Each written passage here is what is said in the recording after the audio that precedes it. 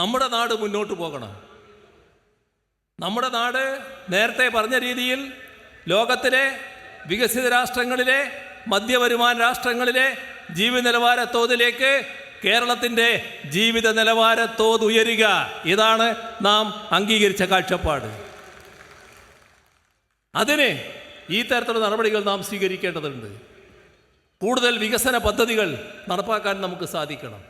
അതിന് വിഭവശേഷി ഒരു തടസ്സമായി നിൽക്കരുത്. ആ വിഭവശേഷി തടയാൻ വേണ്ടി കേന്ദ്ര ഗവൺമെൻറ് ശ്രമിക്കുമ്പോൾ ഞങ്ങൾ കേരളീയർ ഇതിനെ നേരിടും എന്ന വാശിയോടെ കേരളത്തിൻ്റെ ഭാഗമായുള്ള ഓരോരുത്തരും ഇതിലിടപെടാനും ഈ സമീപനം ശരിയായ രീതിയിൽ വിജയിപ്പിക്കുന്നതിന് സഹായകരമായ നിലപാട് സ്വീകരിക്കുകയും ചെയ്യേണ്ടതുണ്ട്. ഇതായിരിക്കും നാം നൽകുന്ന മറുപടി. സഹായിക്കാൻ തയ്യാറായില്ലെങ്കിൽ സഹായം തടയുന്നു എന്നുള്ളത് കൊണ്ട് മാത്രം തകർന്നു കൊടുക്കാൻ നമുക്ക് മനസ്സില്ല. അത് ഉറപ്പിച്ച് നമ്മുടെ പ്രവൃത്തിയിലൂടെ മറുപടിയായി കാണിക്കണം. നമുക്ക് ഇനിയും വളരണം, ഇനിയും മുന്നോട്ട് പോകണം.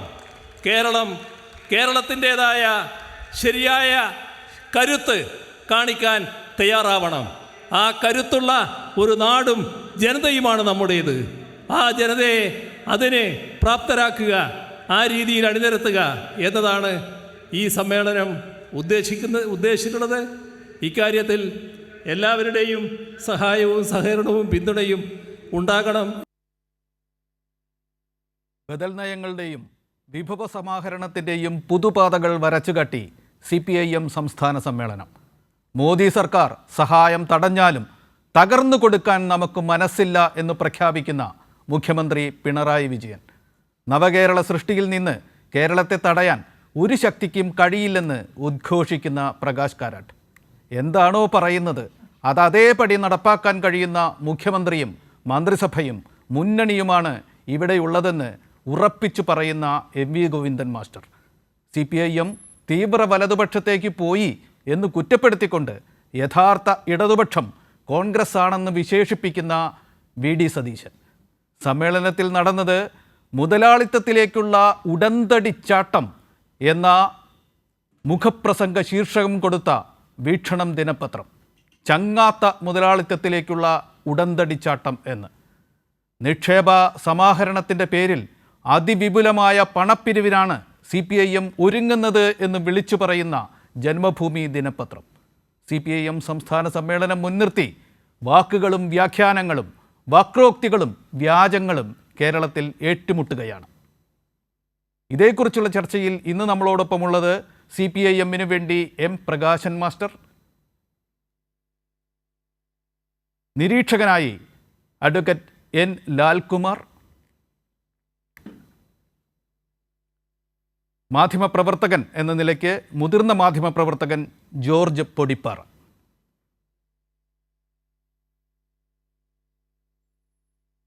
അഡ്വക്കേറ്റ് ലാൽ, ഞാൻ താങ്കളിൽ നിന്ന് തുടങ്ങാനാണ് ആഗ്രഹിക്കുന്നത്. ഒരു നിരീക്ഷകൻ്റെ സ്ഥാനത്തു നിന്നുള്ള നിരീക്ഷണം, അതോടുകൂടി തന്നെ തുടങ്ങാം. കഴിഞ്ഞ ദിവസം ഇന്നലെ ആശ്രാമം മൈതാനത്തിൽ CPIM സമ്മേളനത്തിന് സമാപനം കുറിച്ചുകൊണ്ട് മുഖ്യമന്ത്രി പിണറായി വിജയൻ നടത്തിയ പ്രസംഗം ഉപസംഹരിച്ച ആ വാക്യങ്ങളാണ് നമ്മൾ കേട്ടത്. വീണ്ടും അദ്ദേഹം ഒരു ജനകീയ യജ്ഞം പോലെ, ഒരു സമരം പോലെ ഇക്കാര്യം പ്രഖ്യാപിച്ചിരിക്കുന്നു. അത് കേരള ജനതയെ ഔപചാരികമായി ഏൽപ്പിച്ചിരിക്കുന്നു. അതാണ് നമ്മൾ കണ്ടത്.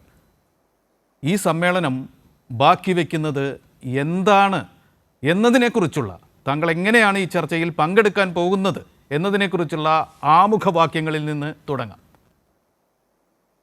ലാൽ, നോക്കൂ, ഞാൻ പറയുന്നത് കേൾക്കാമോ? തീർച്ചയായിട്ടും. ഹലോ, കേൾക്കാം. നോക്കൂ, ഏതൊരു സൊസൈറ്റിക്കും, ഞാൻ സൊസൈറ്റി എന്നുള്ള വാക്കാണ് ഉപയോഗിക്കുന്നത്, സംസ്ഥാനം എന്നുള്ളതിന് അതിനെക്കാട്ടിലും നല്ല വാക്ക് അവിടെ സൊസൈറ്റിയാണെന്ന് തോന്നുന്നു. ഏതൊരു സൊസൈറ്റിക്കും മുന്നോട്ട് യാത്ര ചെയ്യണമെങ്കിൽ, അല്ലെങ്കിൽ ഡെവലപ്മെൻറ്റ് ഓറിയൻറ്റഡ് ആയിട്ട് മുന്നോട്ട് യാത്ര ചെയ്യണമെങ്കിൽ 3-4 ബേസിക് പില്ലേഴ്സ് ഉണ്ട്. ആ ബേസിക് പില്ലേഴ്സിനെ പ്രോപ്പർലി ഫ്ലറിഷ് ചെയ്യാൻ പറ്റിയില്ലെങ്കിൽ, ട്രീറ്റ് ചെയ്യാൻ പറ്റിയില്ലെങ്കിൽ നമ്മൾ ഡെവലപ്മെൻറ്റ് അച്ചീവ് ചെയ്യില്ല. ഉദാഹരണം, എഡ്യൂക്കേഷൻ എന്ന് പറയുന്ന ഒരു പില്ലർ, ഇൻഫ്രാസ്ട്രക്ചർ അടുത്തതാണ്, ഹെൽത്ത് സെക്ടർ അടുത്തതാണ്. അപ്പോൾ ഇങ്ങനെ 3-4 ആയിട്ടുള്ള ഒരു ബേസിക് പില്ലേഴ്സ് ഉണ്ട്. ഈ ബേസിക് പില്ലേഴ്സിന് യഥാർത്ഥത്തിൽ പിണറായി വിജയൻ്റെ ആദ്യത്തെ സർക്കാർ വന്ന ശേഷം വലിയ ഫോക്കസ് നൽകി എന്നുള്ള കാര്യത്തിൽ ഒരു സംശയമില്ല. അതിപ്പം ഹെൽത്ത് സെക്ടറുമായിട്ടൊക്കെ ബന്ധപ്പെട്ട VS അച്യുതാനന്ദൻ്റെ സർക്കാർ തന്നെ യഥാർത്ഥത്തിൽ ശ്രീമതി ടീച്ചറിൻ്റെ നേതൃത്വത്തിൽ ഒരു വലിയ മാറ്റത്തിന് തുടക്കമിട്ടിരുന്നു. ഒരു സംശയവും നിസ്സംശയം പറയാൻ പറ്റുന്ന ഒരു കാര്യമാണ്. അപ്പോൾ ഏതൊരു സൊസൈറ്റി പ്രോഗ്രസ് ചെയ്യണമെങ്കിലും ഈ പറയുന്ന ആസ്പെക്റ്റ്, ഹെൽത്ത്, എഡ്യൂക്കേഷൻ, ഇൻഫ്രാസ്ട്രക്ചർ, ഈ പറയുന്ന ആസ്പെക്റ്റുകൾ ശരിയായില്ലെങ്കിൽ ഒരിക്കലും നമ്മളുടെ എക്സസൈസ് പ്രോപ്പർ ആകില്ല, അല്ലെങ്കിൽ എക്സസൈസ് ടോട്ടലി ഫ്യൂട്ടൈൽ എക്സസൈസ് ആയിട്ട് മാറും. ആ ഫ്യൂട്ടൈൽ എക്സസൈസ് അല്ലാതെ യഥാർത്ഥത്തിൽ പ്രൊഡക്റ്റീവ് എക്സസൈസ് ആയിട്ട് ഡെവലപ്മെൻറ്റ് മാറണമെങ്കിൽ ഈ മേഖല നന്നാണ്. പിണറായി വിജയൻ നോക്കൂ, കഴിഞ്ഞ കുറേ കാലങ്ങളായി നമ്മളിപ്പം വലിയ കോംപ്ലിക്കേഷൻസ് ഒന്നും ഇല്ലാതെ നമുക്ക് മനസ്സിലാക്കാൻ പറ്റുന്നത് അദ്ദേഹം ഈ infrastructure development, health care sector, education sector, ഇതിനാണ് ഊന്നൽ കൊടുക്കുന്നത്. ആ ഊന്നൽ കൊടുത്താൽ മാത്രമേ യഥാർത്ഥത്തിൽ നമുക്ക് ഒരു സംസ്ഥാനത്തിന് അല്ലെങ്കിൽ ഒരു സൊസൈറ്റിക്ക് മുന്നോട്ട് യാത്ര ചെയ്യാൻ കഴിയൂ എന്നുള്ളത് യാഥാർത്ഥ്യമാണ്. അത് CPMൻ്റെ നയമായി മാറുന്നു. CPMൻ്റെ ഒരു ബാക്കിംഗ് ഇല്ലാതെ മുഖ്യമന്ത്രിക്ക് ചെയ്യാൻ പറ്റില്ല, പല കാര്യങ്ങളും ചെയ്യാൻ കഴിയില്ല. അപ്പം നോക്കൂ, ഒരു വ്യക്തമായ ദിശാസൂചികയോടുകൂടി മുന്നോട്ട് നീങ്ങുന്ന ഒരു സർക്കാർ അല്ലെങ്കിൽ ഒരു പാർട്ടി, അതൊരു വളരെ പോസിറ്റീവായിട്ടുള്ള കാര്യമാണ്.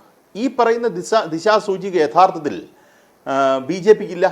നോക്കൂ, BJPയെ സംബന്ധിച്ചിടത്തോളം കേന്ദ്രത്തിൽ അവർക്ക് 10 വർഷം കഴിഞ്ഞ് 15ാമത്തെ വർഷത്തിലേക്ക് പോകുമ്പോഴും അവർക്ക് ഒരാശയവുമില്ല.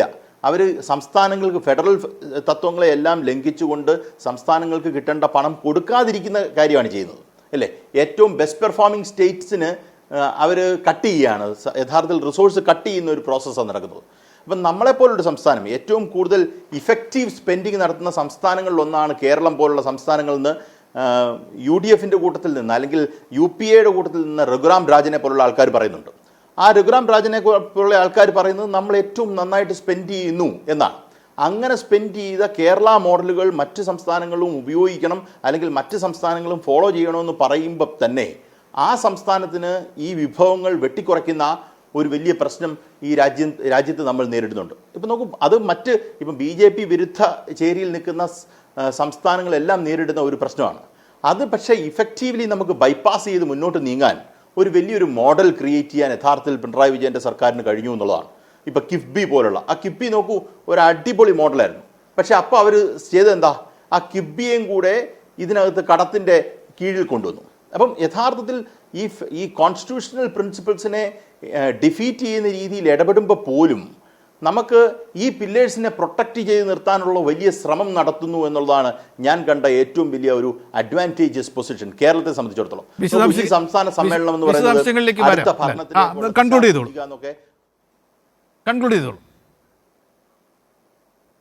അപ്പം ഈ പറയുന്ന ഭരണത്തെക്കുറിച്ച് മാത്രമാണ് കേരളത്തിലെ മാധ്യമങ്ങൾ ചർച്ച ചെയ്യുന്നത്. ഞാൻ മനസ്സിലാക്കുന്നിടത്തോളം ഒരു പാർട്ടിയും അല്ലെങ്കിൽ ഒരു സർക്കാരും മുന്നോട്ട് പോകുന്ന ഒരു പല സർക്കാരുകൾക്ക് കൊടുക്കാൻ പറ്റുന്ന ഒരു ദിശാസൂചിക പോലെ ഒരു വലിയ കാര്യം ഈ സംസ്ഥാനത്ത് ചെയ്യുന്നു എന്നാണ് ഞാൻ കാണുന്നത്. അതിന് നമ്മൾ ഭരണത്തിലേക്ക് മാത്രമായി ഒതുക്കി അതിനെ മാറ്റുന്നതിനകത്ത് ഒരു വലിയ ശരികേടുണ്ടെന്നുള്ളതാണ്. CPM ഈ പറയുന്ന കൊല്ലത്തെ സമ്മേളനം കൊണ്ട്, സംസ്ഥാന സമ്മേളനം കൊണ്ട് ഉദ്ദേശിക്കുന്നത് അല്ലെങ്കിൽ പറഞ്ഞു വെക്കുന്നത് അടുത്ത ഭരണം പിടിക്കാൻ എന്നുള്ള രീതിയിലേക്ക് മാധ്യമ സൃഷ്ടി അതിനെ ചെറുതാക്കി കാണിക്കുന്നത് യഥാർത്ഥത്തിൽ കേരളത്തിലെ മാധ്യമ സംസ്കാരത്തിൻ്റെ ഒരു ഡീഗ്രേഡഡ് അവസ്ഥ എന്ന് മാത്രമേ ഞാൻ കാണുന്നുള്ളൂ. ഒരു സംസ്ഥാനത്ത് ഭരിക്കുന്ന ഒരു പാർട്ടി ഈ പറയുന്ന BJP പോലുള്ള ഒരു ഭരണകക്ഷി അല്ലെങ്കിൽ കേന്ദ്രം ഭരിക്കുന്ന ഒരു പാർട്ടിയുമായിട്ട് ഫൈറ്റ് ചെയ്ത് നിൽക്കുന്ന ഒരു പാർട്ടി അങ്ങനെ സംസ്ഥാനത്ത് റിസോഴ്സ് കിട്ടാതെ നിൽക്കുമ്പം ഒരു മോഡൽ, ഒരു പ്രോട്ടോടൈപ്പ് ഉണ്ടാക്കി മുന്നോട്ട് നീങ്ങുന്നിടത്ത് അത് മുന്നോട്ട് എങ്ങനെ പോകണമെന്ന് വ്യക്തമായ ഒരു പ്ലാനും പദ്ധതിയോടുകൂടി മുഖ്യമന്ത്രിക്ക് സംസാരിക്കാൻ കഴിയുന്നുണ്ടെങ്കിൽ അത് കേരളത്തിന് വേണ്ടി, അതാണ് നവകേരളം എന്നാണ് പറയുന്നത്. അല്ലാതെ അടുത്ത ഗവൺമെന്റിനെ കുറിച്ചോ ഒന്നും അല്ല അദ്ദേഹം ചർച്ച ചെയ്യുന്നത്. ഒരു വിഷണറിയായി കാര്യങ്ങൾ കാണുന്നു എന്ന് പറയുന്നത് ചെറിയ കാര്യമല്ല. ഒരു പാലം ഉണ്ടാക്കുന്നതും റോഡ് ഉണ്ടാക്കുന്നതും അടുത്ത പ്രാവശ്യത്തെ അധികാരം പിടിക്കാൻ വേണ്ടി മാത്രമാണെന്നുള്ള ചെറിയ ഒരു ഇന്റർപ്രിട്ടേഷനായി കേരളത്തിൽ കാര്യങ്ങൾ മാറി എന്നുള്ളത് കഷ്ടമെന്ന് മാത്രമേ പറയാം. ലാലേ പറയാം. ജോർജ് പൊടിപ്പാറ, ഞാൻ താങ്കളിലേക്ക് വരികയാണ്. കേരളത്തിൽ ഈ സമ്മേളനം അവസാനിച്ചു, പക്ഷേ അതിൻ്റെ തുടർ വാർത്തകൾ നമ്മളെല്ലാം കണ്ടുകൊണ്ടിരിക്കുകയാണ്, വായിച്ചുകൊണ്ടിരിക്കുകയാണ്, കേട്ടുകൊണ്ടിരിക്കുകയാണ്. ആ വാർത്തകൾക്കെല്ലാം ഇടയിൽ നിന്ന് ഈ സമ്മേളനത്തെ താങ്കൾ എങ്ങനെ നോക്കിക്കാണുന്നു എന്നതിൻ്റെ ആമുഖവാക്യങ്ങൾ അതാണിപ്പോൾ പറയേണ്ടത്. ജോർജ് പടിപ്പാർ.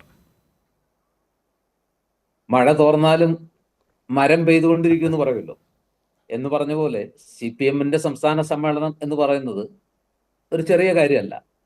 കേരളം പോലൊരു സംസ്ഥാനത്ത്, ആ സംസ്ഥാനത്തെ ഏറ്റവും പ്രമുഖ പാർട്ടിയായ CPM-ന്റെ സംസ്ഥാന സമ്മേളനം എന്ന് പറയുന്നത് ഒരു മഹാസംഭവം തന്നെയാണ്. അങ്ങനെ ആയില്ലെങ്കിലേ അത്ഭുതമുള്ളൂ.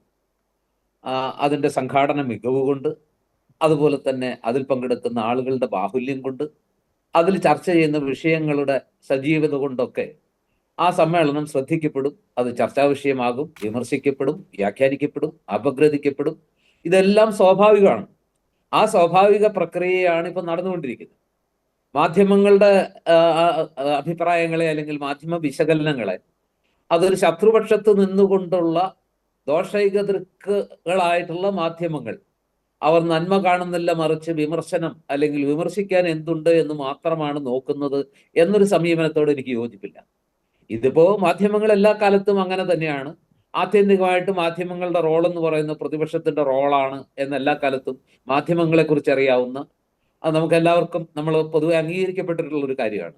ഭരണപക്ഷത്തിന്റെ ഭാഗത്ത് നിന്നുകൊണ്ട് അവരെ സ്തുതിക്കുകയല്ല മാധ്യമങ്ങളുടെ പങ്ക്, അല്ലെങ്കിൽ മാധ്യമങ്ങളുടെ യഥാർത്ഥ ധർമ്മം എന്നുള്ളത് ചന്ദ്രശേഖരൻ എന്നെക്കാൾ നന്നായിട്ട് അറിയാവുന്ന ആളാണെന്നാണ് ഞാൻ വിചാരിക്കുന്നത്. അപ്പോൾ അതുകൊണ്ട് തന്നെ ഇപ്പൊ ഈ ഉയരുന്ന വിമർശനങ്ങൾ സ്വാഭാവികമാണെന്ന് വിചാരിക്കുന്ന ഒരാളാണ്.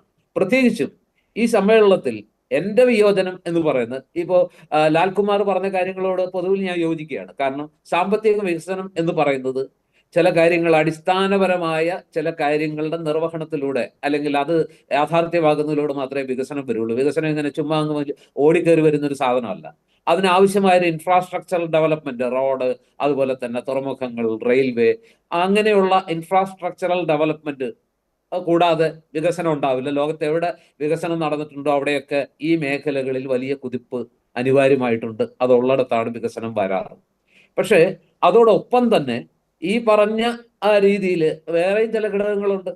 അതായത് കേരളത്തെ സംബന്ധിച്ച് പ്രധാനമായിട്ട് പറയുന്നത്, കേരള മോഡൽ എന്ന് പറയുമ്പോൾ ലോകത്തെ വികസനത്തെക്കുറിച്ച് സംസാരിക്കുമ്പോൾ നമ്മൾ പൊതുവിൽ കാണുന്ന അത് ഒന്നുകിൽ കാർഷിക മേഖലയുടെ വികസനത്തിലൂടെ, കുതിച്ചുചാട്ടത്തിലൂടെ, അല്ലെന്നുണ്ടെങ്കിൽ വ്യാവസായിക കുതിപ്പിലൂടെ ആണ് സാധാരണഗതിയിൽ ഒരു സംസ്ഥാനത്തായാലും ഒരു രാജ്യത്തായാലും വികസനം പലപ്പോഴും യാഥാർത്ഥ്യമാകുന്നത്. പക്ഷെ കേരളത്തിന്റെ കാര്യം എടുക്കുമ്പോൾ അതൊരു സവിശേഷമായ അവസ്ഥയാണ്.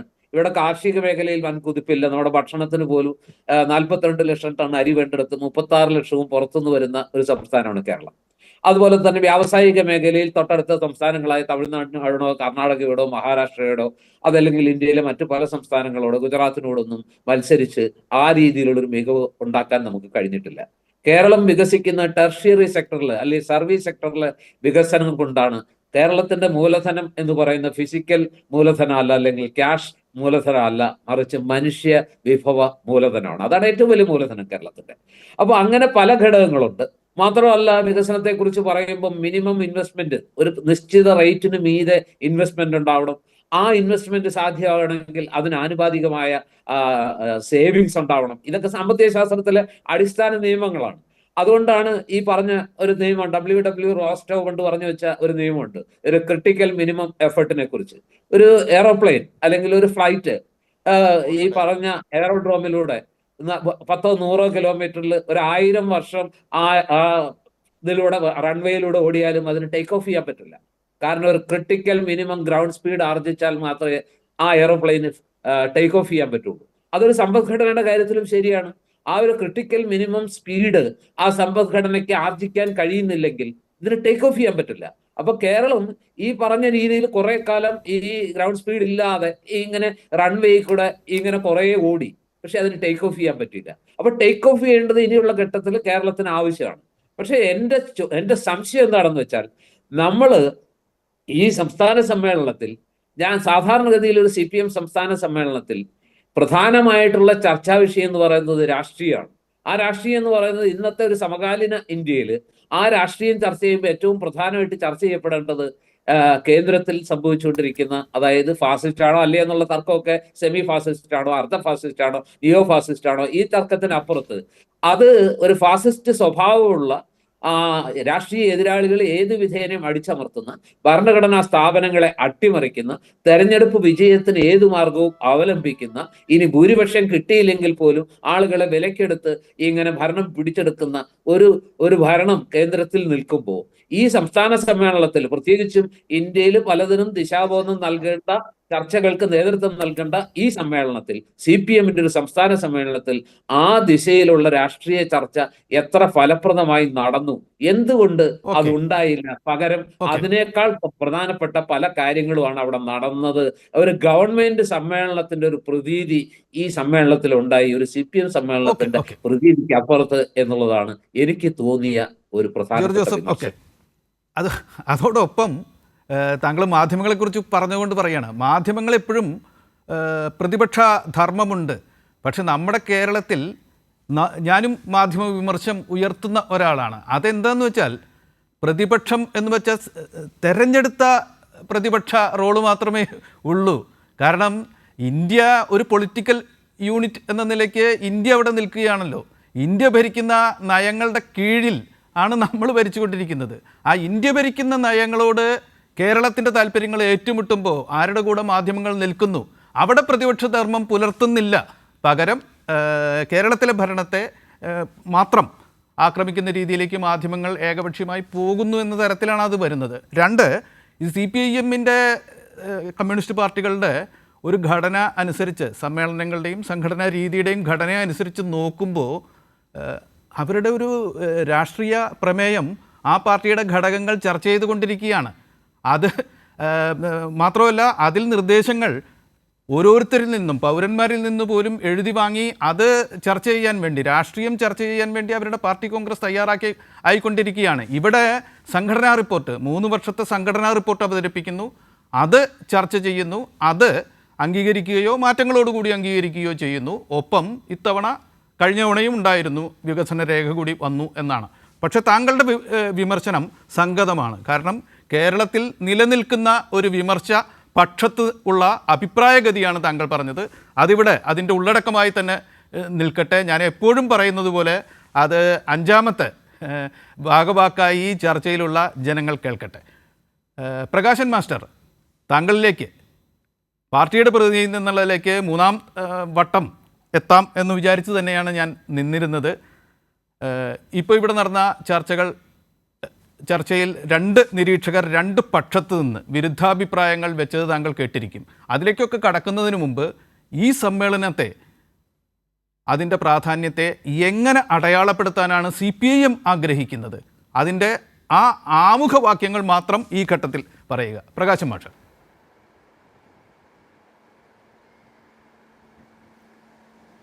കേരള സംസ്ഥാനം ഇന്ന് ഒട്ടുവളരെ കാര്യങ്ങളിൽ രാജ്യത്തിനും ചില കാര്യങ്ങളിൽ ലോകത്തിനും മാതൃകയായിട്ടുള്ള ഒരു സംസ്ഥാനമായി വികസിച്ചിട്ടുണ്ട്. ആ കേരളത്തിൻ്റെ വികസനത്തെ അടിസ്ഥാനപരമായി പരിശോധിക്കുമ്പോൾ അത് സാധാരണ ജനങ്ങളുടെ, അധ്വാനിക്കുന്നവരുടെ, പാവങ്ങളുടെ, പാർശ്വവൽക്കരിക്കപ്പെട്ടവരുടെ, അവരുടെ താല്പര്യത്തെ അടിസ്ഥാനപ്പെടുത്തിക്കൊണ്ടുള്ള വികസനമാണ് എന്നുള്ളത് നമുക്ക് കാണാം. കേവല ദാരിദ്ര്യം പൂർണ്ണമായിട്ട് അവസാനിക്കുന്ന, അതുപോലെ എല്ലാവർക്കും വിദ്യാഭ്യാസം കിട്ടുന്ന, എല്ലാവർക്കും ആരോഗ്യ സുരക്ഷയുള്ള, എല്ലാവർക്കും മെച്ചപ്പെട്ട വീടുകളുള്ള ഒരു സാമാന്യ മനുഷ്യന് ജീവിതത്തിൻ്റെ സുഖകരമായ പ്രയാണം നടത്താൻ വേണ്ടി പറ്റാവുന്ന അടിസ്ഥാന കാര്യങ്ങൾ, ഈ രംഗത്താണ് കേരളം ഇക്കാലം അത്രയും അതിൻ്റെ ഏറ്റവും പ്രധാനപ്പെട്ട നേട്ടങ്ങൾ ഉണ്ടാക്കിയിട്ടുള്ളത്.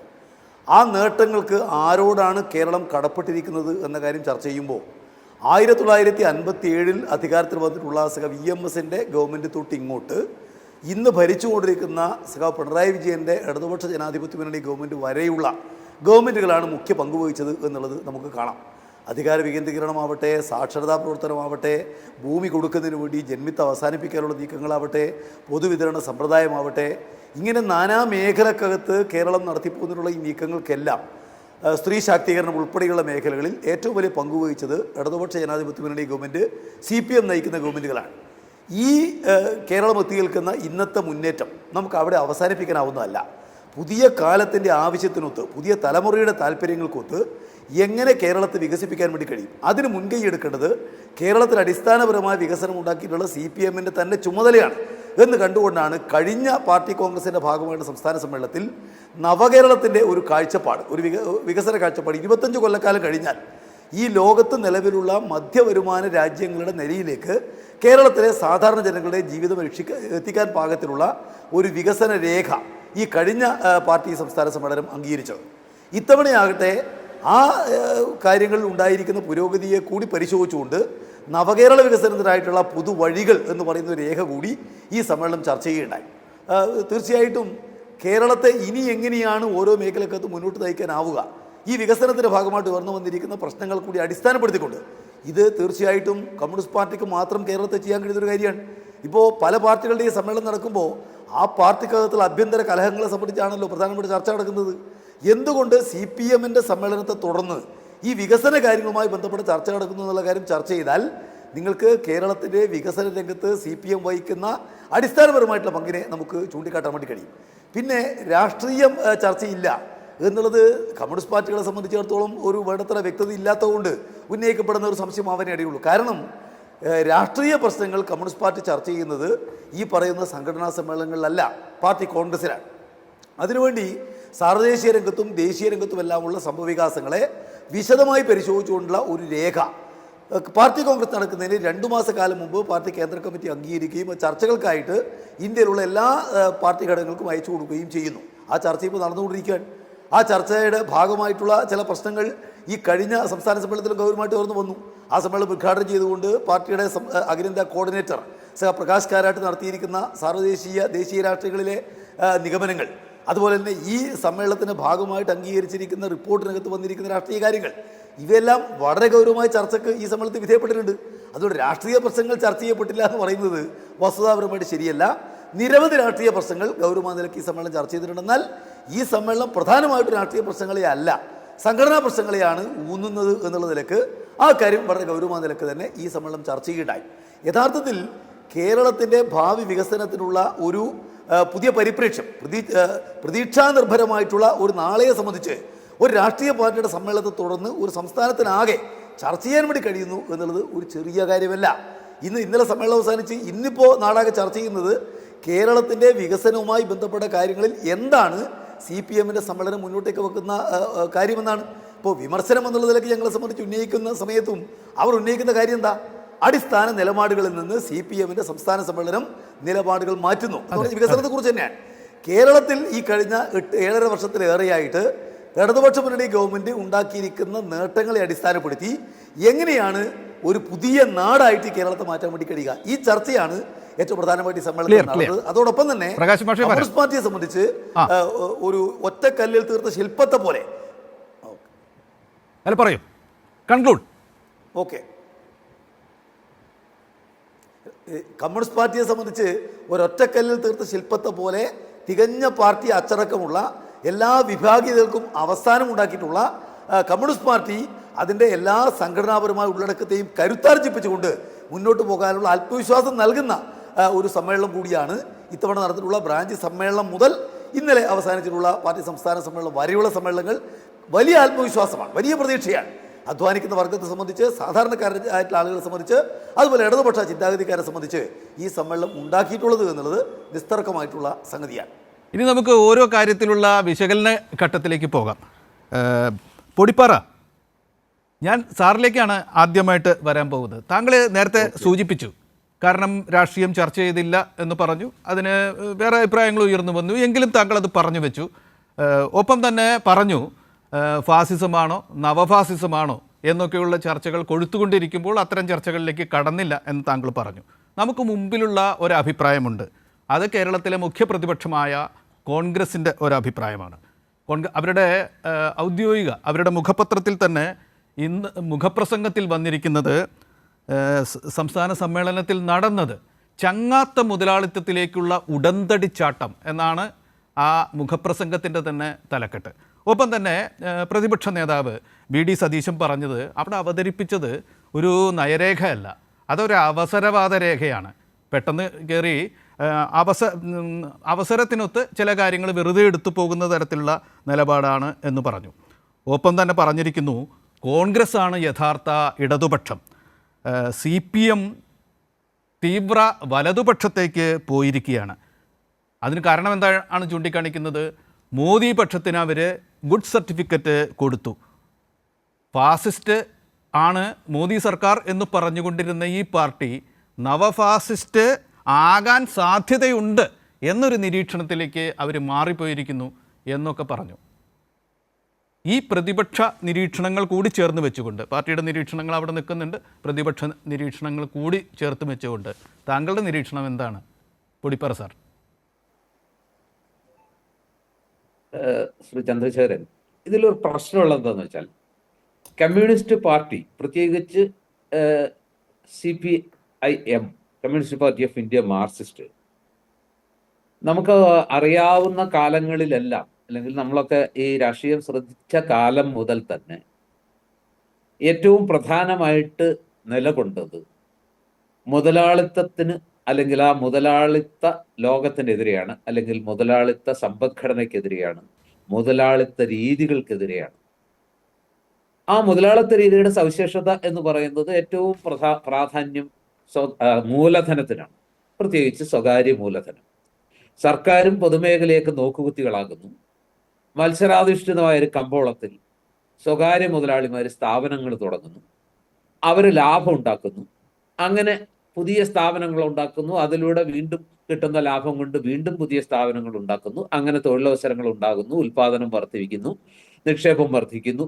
ഇങ്ങനെ ആ ഒരു ഒരു ഒരു എന്താ പറയുക, ആ ഒരു തുടർച്ച, ആ ഒരു നൈരന്തര്യം സംഭവിക്കുകയാണ്. അങ്ങനെ സംസ്ഥാനത്ത് വികസനം ഉണ്ടാകും. ഇതാണല്ലോ നമ്മൾ മുതലാളിത്ത രാജ്യങ്ങളിലൊക്കെ കണ്ടിട്ടുള്ളത്. ആ രീതിയിൽ പല രാജ്യങ്ങളും വികസിച്ചിട്ടുമുണ്ട്. ഇപ്പൊ അമേരിക്ക ആവട്ടെ, ഇംഗ്ലണ്ട് ആവട്ടെ, ഇപ്പൊ നമ്മൾ ഈ യൂറോപ്യൻ രാജ്യങ്ങളുടെ നിലവാരത്തിലേക്ക് ഉയരും എന്ന് പറയുമ്പോൾ നമ്മൾ കാണേണ്ട ഒരു കാഴ്ച എന്ന് പറഞ്ഞാൽ, ഈ പറഞ്ഞ വികസനത്തിന്റെ ഏറ്റവും നല്ല ഉദാഹരണങ്ങളായിട്ട് പറയുന്ന മുതലാളിത്ത രാജ്യങ്ങൾ, ജർമ്മനി ആവട്ടെ, ഫ്രാൻസ് ആവട്ടെ, ബ്രിട്ടൻ ആവട്ടെ, അവിടെയുള്ള മറ്റ് രാജ്യങ്ങളാവട്ടെ, സ്കാൻഡിനേവിയൻ രാജ്യങ്ങളാവട്ടെ, ഇവരൊന്നും കമ്മ്യൂണിസ്റ്റ് മാർഗം ഉപയോഗിച്ചല്ല, അല്ലെങ്കിൽ ആ രീതിയിലല്ല, തൊഴിലാളി വർഗ സർവാധിപത്യത്തിലൂടെയോ കമ്മ്യൂണിസ്റ്റ് വിപ്ലവത്തിലൂടെയോ ഒന്നും അല്ല ഈ പറഞ്ഞ വളർച്ചയും സാമൂഹ്യ നീതിയും ഒക്കെ കരസ്ഥമാക്കിയിരിക്കുന്നത്, അല്ലെങ്കിൽ നേടിയിരിക്കുന്നത്. അപ്പൊ ആ രീതിയിലുള്ളൊരു വികസനമാണ് നമ്മൾ ലക്ഷ്യമിടുന്നത് എന്ന് പറയുമ്പോൾ അതിനകത്തൊരു ഒരു ഒരു വൈരുദ്ധ്യമുണ്ട്. കമ്മ്യൂണിസ്റ്റ് പാർട്ടികൾ എല്ലാ കാലത്തും ശ്രദ്ധിക്കപ്പെട്ടത്, ഒരു കമ്മ്യൂണിസ്റ്റ് പ്രത്യയശാസ്ത്രത്തെ കുറിച്ച് പറയുമ്പോൾ ഞാൻ വിചാരിക്കുന്നു അത് ഒരു സാമ്പത്തിക ശാസ്ത്രം, അല്ലെങ്കിൽ ഒരു ഇക്കണോമിക് തിയറി എന്നതിനേക്കാൾ അതിന്റെ പ്രസക്തിയും പ്രാധാന്യം എന്ന് പറയുന്നത് ഒരു ഐഡിയോളജി എന്ന നിലയ്ക്ക് തന്നെയാണ്.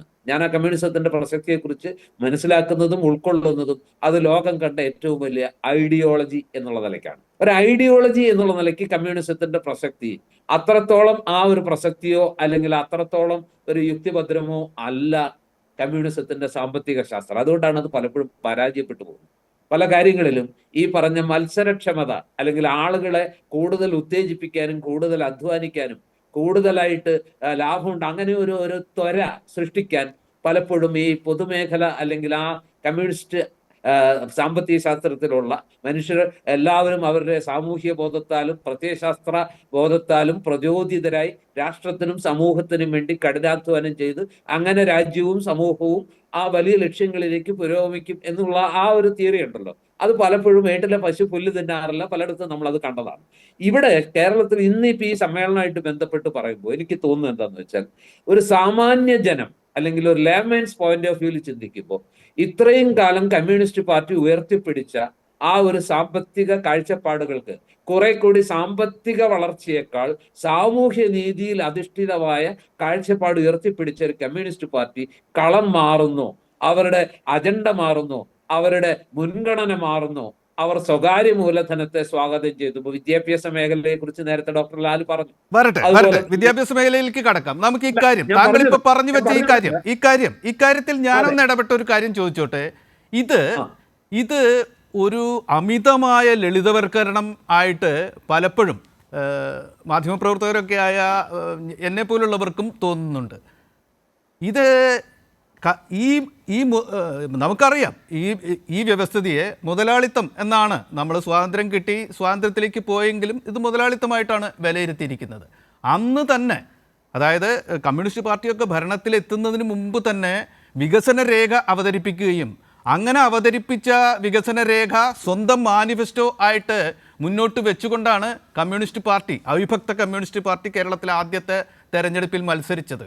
ആ തെരഞ്ഞെടുപ്പിലൂടെ അധികാരത്തിൽ വന്ന EMS സർക്കാർ, ലോകം മുഴുവൻ ഉറ്റുനോക്കിയ EMS സർക്കാർ തന്നെയാണ് ഇവിടെ സ്വകാര്യ മൂലധനം എന്ന് പറയുന്ന എന്ന് നമുക്കിപ്പോൾ പറയാവുന്ന ബിർളയെ വിളിച്ചു വരുത്തുകയും 300 ഏക്കർ ഭൂമി മാവൂരിൽ ബിർളയ്ക്ക് കൊടുക്കുകയും ചെയ്ത ഒരു നടപടി എടുത്തത്. അതടക്കം വേറെ ഒരുപാട് കാര്യങ്ങൾ ചെയ്തിട്ടുണ്ട്.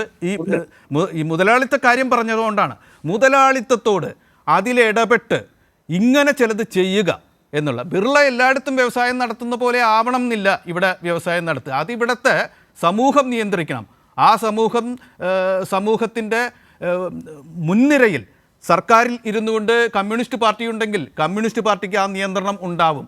അല്ല പ്രതിപക്ഷത്താണെങ്കിൽ അത് സാമൂഹ്യ ശക്തിയിലൂടെ ആ മുതലാളിമാരെ നിയന്ത്രിക്കാൻ കഴിയണം. ഇതല്ലേ കമ്മ്യൂണിസ്റ്റ് പാർട്ടികൾ ചെയ്തുകൊണ്ടിരുന്നത്? അതിൻ്റെ കാലാനുസൃതമായ ഒരു ഊന്നൽ വ്യത്യാസമല്ലേ ഇപ്പോൾ ഒരു നയമായിട്ട് പ്രഖ്യാപിക്കുന്നത്? താങ്കൾക്ക് പറയാം ഇത് തമ്മിലുള്ള വ്യത്യാസം എന്താണെന്ന് പറഞ്ഞുകൊണ്ട് താങ്കൾക്ക് മുന്നോട്ട് പോകാം. പെട്ടെന്ന് പ്രധാനമായിട്ടും ആളുകൾ ഉൾക്കൊള്ളുന്നു. കമ്മ്യൂണിസ്റ്റ് പാർട്ടി മാവൂർ റയൺസിനെ ബിർളയുടെ കമ്പനി വിളിച്ചു വരുത്തി എന്നുള്ളതൊക്കെ ശരിയാണ്. അന്ന് കേരളത്തിൽ ഒരു വ്യവസായം ഇല്ലായിരുന്നു. അത് ശരി, അതൊക്കെ അവിടെ നിൽക്കട്ടെ. അതിനുശേഷം ചാലിയാർ പുഴയിലൂടെയും കല്ലായി പുഴയിലൂടെയൊക്കെ ഒരുപാട് വെള്ളം ഒഴുകിപ്പോയി. ആ വെള്ളം ചില അറിവ് ചുരുളുകൾ കേരളത്തിന് കൊടുത്തിട്ടുണ്ട്. ഒഴുകിപ്പോയ വെള്ളത്തിലേക്ക് തിരിഞ്ഞു നോക്കില്ല എന്നൊരു നിരീക്ഷകന് പറയാൻ കഴിയില്ല. ഓക്കെ പറഞ്ഞോളൂ. കുറച്ചുകൂടെ കാതലായ ഒരു വിഷയത്തിലേക്കാണ് വരുന്നത്. മറ്റൊരു വിഷയത്തിലേക്ക് പോവാണോ? അല്ല, ഈ വിഷയത്തിൽ തന്നെ താങ്കൾ ഉന്നയിച്ചതിന് ഒരു ബദൽ പറയാണ്. ഇതേപോലൊരു വിഷയം ഇപ്പൊ കേരളം അഭിമുഖീകരിക്കുന്ന പോലൊരു വിഷയം എന്ന് പറഞ്ഞാൽ, നമ്മൾ ഒരു ബോട്ടിലേക്ക് എത്തി നിൽക്കുന്നു, നമുക്ക് മുന്നോട്ട് പോകാൻ പറ്റുന്നില്ല. പലതരത്തിലുള്ള തടസ്സങ്ങൾ കൊണ്ട്, നമ്മുടെ വിഭവ ദാരിദ്ര്യം കൊണ്ട്, ആവശ്യത്തിന് പണമില്ലാത്തത് കൊണ്ട് നമ്മൾ വിഭാവനം ചെയ്യുന്ന രീതിയിലുള്ളൊരു കേരളത്തെ സൃഷ്ടിക്കാൻ കഴിയുന്നില്ല. പല തരത്തിൽ നമ്മൾ ഹിൻഡ്രൻസസ് വന്നുകൊണ്ടിരിക്കുകയാണ്. ഇതുപോലൊരു ഹിൻഡ്രൻസ് വന്നൊരവസ്ഥയാണ്, ഇതുപോലൊരു വലിയ തടസ്സം ഉണ്ടായ ഒരു അവസ്ഥയായിരുന്നു 1990-കൾ. അന്ന് ഇന്ത്യ വലിയ അതീവ ഗുരുതരമായ സാമ്പത്തിക പ്രതിസന്ധിയിൽ അകപ്പെട്ടു. അതുവരെ ഈ പറഞ്ഞ ജവഹർലാൽ നെഹ്റു ഒക്കെ മുന്നോട്ട് വെച്ച ആ സോഷ്യലിസ്റ്റ് ആഭിമുഖ്യമുള്ള ഒരു പരിധി വരെ ഈ പൊതുമേഖലയിൽ, അതായത് മിക്സഡ് എക്കോണമി എന്ന് പറയുന്ന ആ സാധനം, അത് ഈ പൊതുമേഖലയിൽ അധിഷ്ഠിതമായ രണ്ടിനും തുല്യ പ്രാധാന്യം കൊടുത്തുകൊണ്ടുള്ള ഒരു സമ്പദ്ഘടനയാണ് നമ്മൾ കൊണ്ടുപോകും. പക്ഷെ ആ ഘട്ടത്തിൽ ഇന്ത്യക്ക് ഏതാണ്ട് 8.5% ധനക്കമ്മി വരുന്നു. ലോകരാജ്യങ്ങളിൽ നിന്ന് എടുത്ത, അതുപോലെ തന്നെ മറ്റ് അന്താരാഷ്ട്ര സാമ്പത്തിക സ്ഥാപനങ്ങളിൽ നിന്ന് എടുത്ത വായ്പ അടയ്ക്കാൻ പറ്റുന്നില്ല. മുൻ പ്രധാനമന്ത്രിയായിരുന്ന ചന്ദ്രശേഖർ ഇന്ത്യയുടെ റിസർവ് ബാങ്കിൽ സൂക്ഷിച്ച സ്വർണ്ണമായിട്ട് ബാങ്ക് ഓഫ് ഇംഗ്ലണ്ടിൽ പോയി പണയം വെക്കുന്നു. ഇന്ത്യക്ക് ഒരു ഇഞ്ച് മുന്നോട്ട് പോകാൻ പറ്റാത്തൊരവസ്ഥയിൽ ഇനി ഈ പ്രത്യയശാസ്ത്ര അല്ലെങ്കിൽ ഈ പറഞ്ഞ പോലെ സോഷ്യലിസ്റ്റ് ആഭിമുഖ്യത്തിന്റെ ആ ഒരു ഇതിനകത്ത് നിന്നുകൊണ്ട് മുന്നേറാൻ പറ്റില്ല എന്ന് തിരിച്ചറിഞ്ഞാണ് നരസിംഹറാവു മൻമോഹൻ സിംഗ് എന്ന് പറയുന്ന വിഖ്യാതനായ സാമ്പത്തിക ശാസ്ത്രജ്ഞ ധനകാര്യമന്ത്രിയാക്കി. അങ്ങനെയാണ് ഉദാരീകരണം, ആഗോളീകരണം, അതുപോലെ തന്നെ ഫ്രീ ഇക്കോണമി, ലൈസൻസ് രാജിനൊക്കെ അവസാനം കുറിച്ചുകൊണ്ട് പുതിയ ഒരു കാലത്തേക്ക് ഇന്ത്യ ചുവടുവെച്ചത്. ആ കാലഘട്ടത്തിൽ ഇന്ത്യ അഭിമുഖീകരിച്ച ആ പ്രശ്നത്തെ ഇന്ത്യക്ക് മുന്നോട്ട് പോകാൻ കഴിയില്ല. ഈ രീതിയിൽ ഇന്ത്യക്ക് പറ്റില്ല. കൂടുതൽ വിഭവം, കൂടുതൽ ഉൽപാദനം, കൂടുതൽ തൊഴിലവസരങ്ങൾ, കൂടുതൽ പ്രൊഡക്ഷൻ, കൂടുതൽ സപ്ലൈ, ഇങ്ങനെ അതിലൂടെ ഉണ്ടാകുന്ന ഒരു ചെയിൻ റിയാക്ഷനിലൂടെ ഉണ്ടാകുന്ന ഒരു മാറ്റം ആ സമ്പദ്ഘടനയ്ക്ക് കുതിക്കാൻ അത് ആവശ്യമാണെന്ന് തിരിച്ചറിഞ്ഞുകൊണ്ടുണ്ടാക്കിയ ആ മാറ്റത്തെ അന്നത്തെ ചരിത്രപരമായ അനിവാര്യതയും സാമ്പത്തികമായ അനുപേക്ഷണീയതയും മനസ്സിലായിട്ട് പോലും അന്ന് എന്തുകൊണ്ടാണ് എതിർത്തത്? ചോദ്യമാണ്. അതിലേക്ക് വരാം. നമുക്ക് ചർച്ചയിലേക്ക് പോകാം. അതിലേക്ക് വരാം. ലാൽകുമാർ, ഞാൻ താങ്കളിലേക്ക് വരികയാണ്. നിരീക്ഷണ പക്ഷത്ത് നിന്ന് ഉയരുന്ന ഒരു വളരെ പ്രധാനപ്പെട്ട വളരെ വില പിടിച്ച രീതിയിൽ തന്നെ കാണേണ്ട വാദമുഖങ്ങളാണ് മുതിർന്ന മാധ്യമപ്രവർത്തകനായ പരിണതപ്രജ്ഞനായ പൊടിപ്പാറ സാർ ഇപ്പോൾ നമുക്ക് മുന്നിൽ വെച്ചുകൊണ്ടിരിക്കുന്നത്. ഇത് വളരെ വലിയ ലളിതവൽക്കരണം അല്ലേ എന്നാണ് എനിക്ക് ചോദിക്കാനുള്ളത്. രാജ്യം അതുവരെ പിന്തുടർന്ന മിക്സഡ് ഇക്കോണമി എന്ന ആ ഭാഷ തന്നെ സ്വീകരിക്കാം തൽക്കാലം. അതിൽ നിന്ന് ഇപ്പറയുന്ന ഉദാരവൽക്കരണത്തിലേക്ക് പോകുമ്പോൾ ഒരു കമ്മ്യൂണിസ്റ്റ് പാർട്ടിയോ സോഷ്യലിസ്റ്റ് പാർട്ടി ചേരിയോ ഒക്കെ ഉയർത്തേണ്ട മുദ്രാവാക്യങ്ങൾ ഉയർത്തിക്കൊണ്ട് ഒരു കമ്മ്യൂണിസ്റ്റ് പാർട്ടി മുന്നോട്ട് വരുന്നത് ഒരു കാര്യം, നേരത്തെ സ്വീകരിച്ച ഇത്തരത്തിലുള്ള കമ്പോളത്തിൻ്റെ ചില നിയമങ്ങൾ, പ്രസക്തമായ നിയമങ്ങളിൽ ഇടപെട്ടുകൊണ്ട് ജനങ്ങൾക്ക് ഉപകാരപ്രദമായി അതിനെ സ്വീകരിക്കണം എന്ന രീതി ഒരിടത്ത്, ഇതിനെയെല്ലാം ഇകഴ്ത്തിക്കൊണ്ട് ഇത് കമ്മ്യൂണിസ്റ്റ് സിദ്ധാന്തം വലിച്ചെറിഞ്ഞുള്ളൊരു പോക്കാണ്, വലതുപക്ഷവൽക്കരണമാണ് എന്ന് പറയുന്നത് തെറ്റല്ലേ? ഇവരാരെങ്കിലും ഇത്തരം നിരീക്ഷകർ കാര്യങ്ങളിലേക്ക് നോക്കുന്നുണ്ടോ? കേരളത്തിലെ ആദ്യത്തെ സർക്കാരിൻ്റെ ഏറ്റവും പ്രിയപ്പെട്ട മുദ്രാവാക്യം കൃഷിഭൂമി കർഷകന് എന്നാണ്. നമുക്കറിയാം കമ്മ്യൂണിസം അങ്ങനെയല്ല വിഭാവനം ചെയ്യുന്നത്, ഭൂമി മുഴുവൻ പൊതുസ്വത്തായിരിക്കും എന്നതാണ്. സോവിയറ്റ് യൂണിയനിൽ നടപ്പാക്കിയപ്പോൾ കൃഷിക്കാരന് ഭൂമി ഉണ്ടായിരുന്നില്ല, അത് കൂട്ടുകൃഷി കളങ്ങളിലൂടെ ആണ് അത് നടപ്പാക്കിക്കൊണ്ടിരുന്നത്. ഇവിടെ അങ്ങനെ പറയുന്നത് എന്താണ്? അത് ദേശീയ പ്രസ്ഥാനത്തിൻ്റെ മുദ്രാവാക്യമായിരുന്നു. നമ്മുടെ ഇവിടെ സാധ്യമായ ജനോപകാരപ്രദമായ ഒരു സാമൂഹ്യ മാറ്റത്തിനുള്ള ചുവടുവയ്പായിട്ട് ഭൂപരിഷ്കരണം മാറുമ്പോഴാണ് അത് കമ്മ്യൂണിസ്റ്റ് പാർട്ടി ഏറ്റെടുക്കുന്നതും കമ്മ്യൂണിസ്റ്റ് പാർട്ടിയുടെ മുദ്രാവാക്യമായി മാറുന്നത്. അപ്പോൾ കമ്മ്യൂണിസ്റ്റ് പാർട്ടിക്ക് ഇങ്ങനെയല്ലല്ലോ, അവർ ഭൂമി എല്ലാവരുടേതുമാണ് എന്ന് തന്നെ വാദിച്ചുകൊണ്ട് നിൽക്കണമല്ലോ, കൃഷിഭൂമി കർഷകർക്ക് കൊടുക്കരുതല്ലോ എന്ന് പറയുന്ന വാദം പോലെ തന്നെ ചരിത്രപരമായി പരിഹാസ്യമല്ലേ ഇത്തരം വാദങ്ങൾ എന്നാണ് എനിക്ക് ചോദിക്കാനുള്ളത്. ലാൽകുമാർ, താങ്കളുടെ നിരീക്ഷണങ്ങൾ ചേർത്ത് വയ്ക്കും ഇതിനോട്.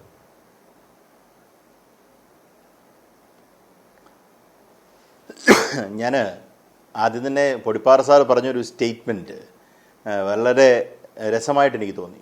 ഈ കമ്മ്യൂണിസ്റ്റ് ആശയങ്ങൾ കൊണ്ട് ഒരു സോഷ്യൽ പ്രോഗ്രസ്സോ അല്ലെങ്കിൽ എക്കണോമിക് മോഡൽ വർക്ക് ചെയ്തില്ല എന്നൊരാശയം അദ്ദേഹം പറഞ്ഞു. ഞാൻ ആലോചിക്കായിരുന്നു, ലോകപ്രശസ്തനായ മാർക്സിസ്റ്റ് ചിന്തകൻ ഡേവിഡ് ഹാർവി അദ്ദേഹത്തിൻ്റെ ഒരു ലെക്ചറിൽ പറയുന്നുണ്ട്, ഈ 2008 അമേരിക്കൻ ഇൻഷുറൻസ് ഗ്രൂപ്പ് AIGയും ലീമൻ ബ്രദേഴ്സും തകർന്ന ശേഷം ഉണ്ടായ ഡബിൾ ഡിപ്രഷൻ്റെ റീസൺ കണ്ടുപിടിക്കാൻ അവർ പാടുപെടുകയായിരുന്നു. അത് ആ പാടുപെടുന്നു എന്ന് പറഞ്ഞാൽ they were not understanding how capitalism is working. എങ്ങനെയാണ് ക്യാപിറ്റലിസം വർക്ക് ചെയ്യുന്നത്? യഥാർത്ഥത്തിൽ വീണ്ടും വീണ്ടും ഇവർ ഈ ക്വാണ്ടിറ്റേറ്റീവ് ഈസിങ് എന്ന് പറയുന്ന ഫണ്ട് യഥാർത്ഥത്തിൽ മാർക്കറ്റിലേക്ക് കൊടുക്കുമ്പോൾ പോലും ഇത് വർക്ക് ചെയ്യാത്തത് എന്തുകൊണ്ട്, ഡിമാൻഡ് എന്തുകൊണ്ട് ഷിഫ്റ്റ് ചെയ്യുന്നില്ല എന്നുള്ളൊരു വലിയ ചോദ്യം മുന്നിൽ വന്നു. അന്ന് ആ പ്രസംഗത്തിന് അദ്ദേഹം, ആ ലെക്ചറിൽ അദ്ദേഹം വ്യക്തമായി പറയുന്നുണ്ട്, അമേരിക്കൻ പ്രസിഡൻ്റായിരുന്ന ജോർജ് W. ബുഷിന് ഒരു എയർലൈൻ ഇൻഡസ്ട്രിയുടെ പരസ്യത്തിൽ അഭിനയിക്കേണ്ട വന്നു.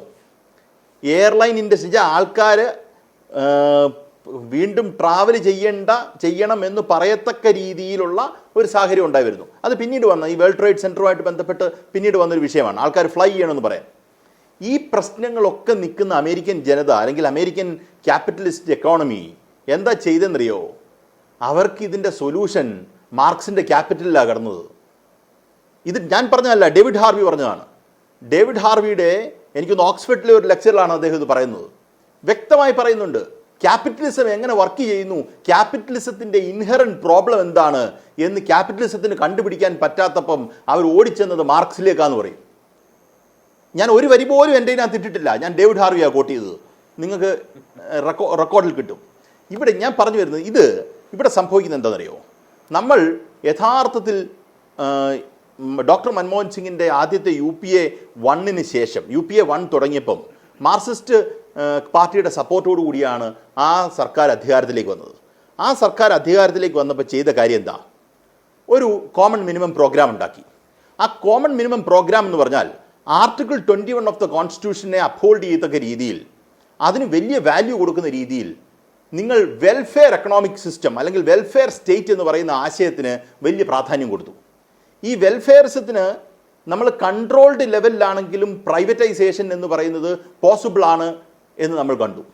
നമ്മൾ പറഞ്ഞാൽ എല്ലാ സ്പെൻഡ് ചെയ്യാനുള്ള റിസോഴ്സ് ഈ പറയുന്ന സ്റ്റേറ്റിനില്ല എങ്കിൽ പ്രൈവറ്റ് സെക്ടറിനെ ഒരു കൺട്രോൾ ലെവലിൽ വിടുന്നതിൽ ഒരു തെറ്റുമില്ല. അതിനകത്ത് എന്താ തെറ്റ്?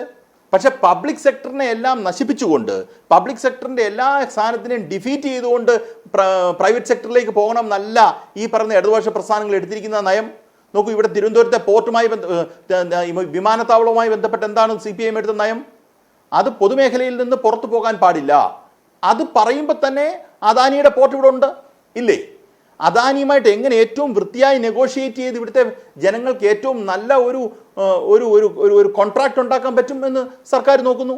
കരാർ മെച്ചപ്പെടുത്തി. അതിന്റെ കുഴപ്പമെന്നറിയോ, ഇത് തെറ്റാണെന്ന് പറയുമ്പം ഇവർക്ക് പെട്ടെന്ന് അതെ കരാർ മെച്ചപ്പെടുത്തി. ഞാൻ പറഞ്ഞത് ഈ പറയുന്ന നെഗോഷിയേഷൻ പ്രൈവറ്റ് സെക്ടറുമായിട്ട് നടക്കുന്നുണ്ട്. സ്റ്റേറ്റ് എന്ന് പറയുന്നത് നോക്കൂ, ഇന്ത്യൻ നേഷൻ സ്റ്റേറ്റ് എന്ന് പറയുന്നത് ഭരിക്കുന്ന CPM അല്ല, CPM ആശയത്തിലല്ല പോകുന്നത്, അത് ഭരിക്കുന്ന മറ്റാരോ ആണ്. അപ്പോൾ കേരളത്തിൽ അല്ലെങ്കിൽ മറ്റ് സംസ്ഥാനങ്ങളിൽ ഭരിക്കുന്ന ഒരു പാർട്ടിയെ സംബന്ധിച്ചിടത്തോളം പാർട്ടിക്ക് ഈ പറയുന്ന ഒരു ട്രൂ മാർക്സിസ്റ്റ് ലൈനിൽ പ്രവർത്തിക്കാനുള്ള സ്കോപ്പില്ല. അപ്പോൾ പറയുന്നത് എന്താ, അപ്പം ചെയ്യാൻ പറ്റുന്നത് ഈ മിക്സ്ഡ് എക്കണോമിയിലകത്ത് പ്രൈവറ്റ് സെക്ടറുമായി ഏറ്റവും വൃത്തിയായി നെഗോഷിയേറ്റ് ചെയ്ത് ഇവിടുത്തെ പട്ടിണി പാവങ്ങൾക്ക് ഏറ്റവും പ്രയോജനപ്രദമായ രീതിയിൽ ഒരു കോൺട്രാക്ട് ഉണ്ടാക്കുക, അല്ലെങ്കിൽ പല കോൺട്രാക്ടറും അങ്ങനെ എത്തിക്കുക എന്നുള്ളതാണ് ഒരു പാർട്ടിയെ സംബന്ധിച്ചിടത്തോളം ചെയ്യാൻ പറ്റുക. അതുകൊണ്ട് അതൊരു ഡിഫീറ്റഡ് പൊസിഷനാണെന്ന് ഒരാൾ ഇന്റർപ്രറ്റ് ചെയ്താൽ പിന്നെ നമുക്കൊന്നും പറയാനില്ല. നോക്കൂ, ഞാൻ ഒരു ഉദാഹരണം കൂടെ പറഞ്ഞുതരാം. മാർക്സിസ്റ്റ് പാർട്ടിയുടെ റെലവൻസ് കോൺഗ്രസിന് എങ്ങനെ വരുമെന്ന് ഞാൻ പറഞ്ഞുതരാം. അപ്പൊ ഇച്ചിരി പൂർണ്ണം പ്രൈവറ്റ് ഒറ്റ കാര്യം കൂടെ പറഞ്ഞ് ഞാൻ അവസാനിപ്പിക്കാതെ ഈ മറുപടി പറയുന്നതിനിടയിൽ പറയാനുള്ള ഒരു ചോദ്യം ചോദിക്കുന്നത്.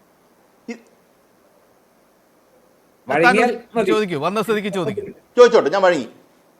ഞാൻ ചോദിക്കുന്നത് ഡോക്ടർ ലാൽ, ഇത് ഇന്നോ ഇന്നലെയോ തുടങ്ങിയ ഒരു സംവാദം അല്ലല്ലോ ഈ പ്രൈവറ്റ് സെക്ടറും പബ്ലിക് സെക്ടറും മിക്സഡ് ഇക്കോണമി.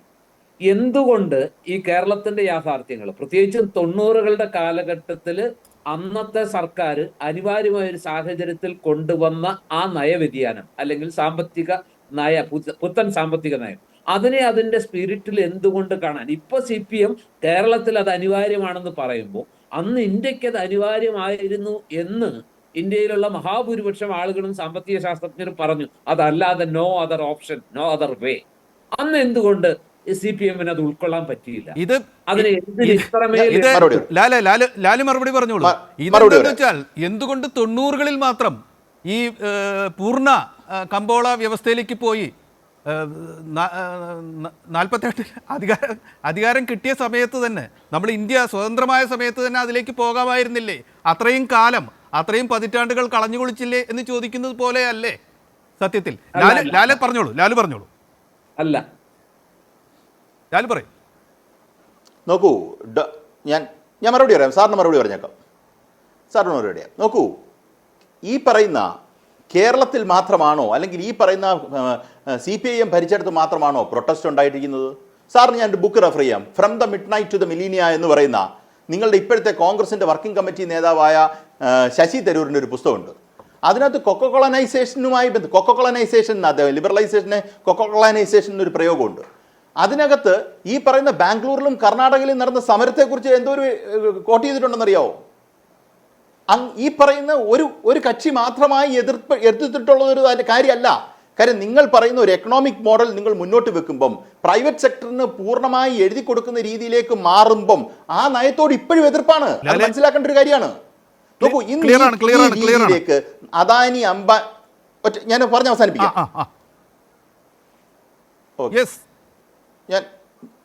ഞാൻ കണ്ടിന്യൂ ചെയ്യണോ അതോ എന്താ ഉദ്ദേശം? എനിക്ക് മനസ്സിലായില്ല സത്യം. കണ്ടിന്യൂ ചെയ്തോളൂ, അവസാനിപ്പിക്കും, പറഞ്ഞവസാനിപ്പിച്ചോളൂ. ഞാൻ പറഞ്ഞു വന്നത് ഈ പറയുന്ന മോഡൽ നമ്മൾ ഒറ്റയടിക്ക് റെഡിലി നമ്മൾ അക്സെപ്റ്റ് ചെയ്തൊരു മോഡലല്ല. ഇപ്പോഴും അത് അക്സെപ്റ്റ് ചെയ്യുന്നില്ല എന്നുള്ള കാര്യം ഓർത്തോണം. നോക്കൂ, അംബാനി അദാനി എന്ന് പറയുന്ന പ്രോഡക്റ്റുകൾ ഈ കേരളത്തിന് വേണ്ടി, കേരളത്തിന്റെ വികസനത്തിന് വേണ്ടി ഉപയോഗിക്കുമ്പോൾ പോലും ഈ സംസ്ഥാനത്തെ സർക്കാർ അല്ലെങ്കിൽ പാർട്ടി അവരുമായിട്ട് നെഗോഷിയേറ്റ് ചെയ്ത് മുന്നോട്ട് പോകാൻ തയ്യാറായി നിൽക്കുമ്പോൾ പോലും അവർ നടത്തുന്ന ക്രോണി ക്യാപിറ്റലിസവുമായി ബന്ധപ്പെട്ട്, ഈ തീർ എഴുതി കൊടുക്കുന്നതുമായി ബന്ധപ്പെട്ട്, അവർ നടത്തുന്ന ഷെയർ മാർക്കറ്റിലെ ഈ നീച പ്രവർത്തനങ്ങളുമായി ബന്ധപ്പെട്ട് അതിന് വ്യക്തമായ നിലപാടുണ്ട്, നടപടിയുണ്ട്, എതിർപ്പുണ്ട്. നമ്മൾ നെഗോഷിയേറ്റ് ചെയ്യുന്നു, നമ്മൾ അവരുമായിട്ട് ചങ്ങാതിയായി എന്നുള്ളത്. പ്രകാശ് മാഷേ, ഞാൻ താങ്കളിലേക്ക് വരികയാണ്. പാർട്ടി അതിൻ്റെ കമ്മ്യൂണിസ്റ്റ് മൂല്യങ്ങൾ, നേരത്തെ പറഞ്ഞ മുദ്രാവാക്യങ്ങൾ വലിച്ചെറിഞ്ഞിരിക്കുന്നു, തീവ്ര വലതുപക്ഷത്തേക്ക് പോയിരിക്കുന്നു എന്നാണ് പ്രതിപക്ഷ ആരോപണം, കോൺഗ്രസിൻ്റെ ആരോപണം. അത് തന്നെ തൻ്റേതായിട്ടുള്ള അക്കാദമിക് ഭാഷയിൽ ആവർത്തിച്ചിരിക്കുകയാണ് പൊടിപ്പാറ സാർ. ഇപ്പോൾ ഇത് ഇടതുപക്ഷത്തു നിന്നുള്ള വ്യതിയാനമാണോ, വലതുപക്ഷത്തേക്കുള്ള ചുവടുമാറ്റമാണോ? പ്രകാശൻ മാസ്റ്ററുടെ മറുപടി.